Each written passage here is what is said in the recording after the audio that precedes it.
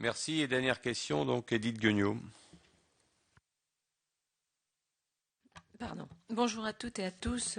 Écoutez, moi, je fais partie de cette commission et je pense que c'est très important de vous entendre aujourd'hui. Moi, je m'associe aux propos de mes collègues députés, où il y a eu beaucoup de choses de dites. Moi, il y avait 2 points.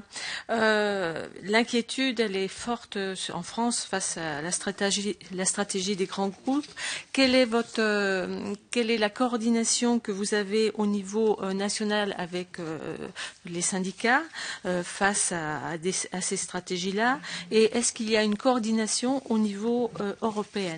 Est-ce que il y a un lien qui existe?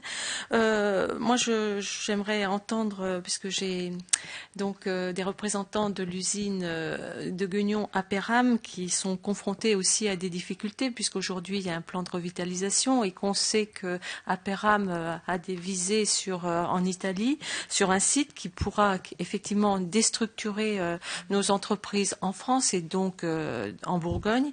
Voilà, moi je voudrais aussi savoir quels sont vos moyens d'action, et s'il y en a, et qu'est-ce que vous attendez aussi par rapport à l'action de l'État.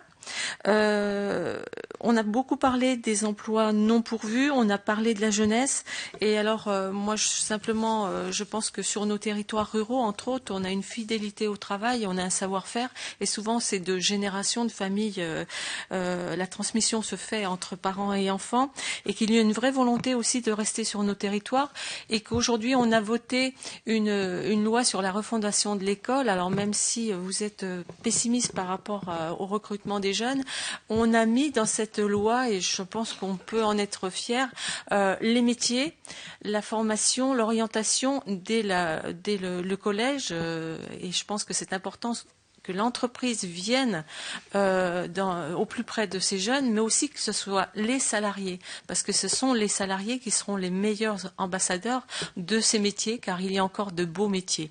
Voilà, c'était mon point de vue à ce niveau-là, en disant que effectivement il y a des emplois, 300 000 emplois qui ne sont pas pourvus, et qu'aujourd'hui, en tant que député, on a voté cette loi, mais on doit valoriser ces métiers qui, jusqu'à ce jour, n'ont pas toujours été faits.